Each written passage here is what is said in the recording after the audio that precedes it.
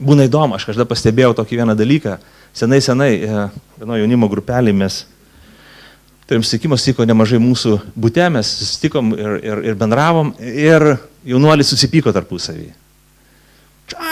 Aš įeinu kambarį, ten jau be fizinio veikimo, bet žodžiai buvo aštrus, jau ten vienas kitų strėlės jau skraido, jau matau, kad ten toksai emocinis jau kraujas liejasi.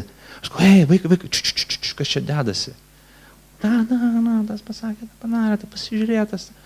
Ir taip toliau. Ir tada sakau, gerai, viskas, aš nežinau, kas čia prasidėjo, giedam giesmės. Vienas sesuo pasiėmė gitarą, brang akordai. Staiga visų tų, kurie pliekėsi, veidai tapo kaip angeliukai. Užsimerkė ir visi gieda giesmę.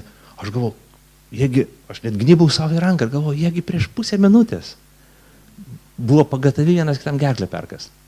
Bet dabar staiga kaip angeliukai, aš galvoju, kas čia yra čia? Veidmainystė, kas čia yra? Kodėl jie taip elgėsi? Kodėl tos pokytis yra? Pilni pykčio, pagiežos, nuoskaudų, noro nuskandinti vienas kitą. Bet staiga giesmė gieda ir tokie, gali tapyti paveikslus šventųjų.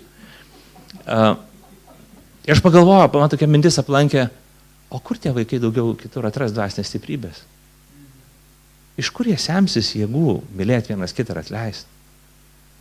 Kaip jie kitaip, kas jų šaknis, kas jų šaltinis, kas jų pamaitintojas, kas jų tas dvasinis pienas, bendrystė su Dievu. Ir galbūt jie biškai apsimetė, biškai galvodami, aš geriau gėdu negu tu.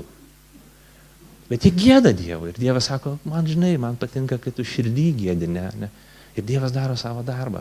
Taigi, broliai sesės, šeima labai svarbu, bet mes negalim supriešinti dalykų.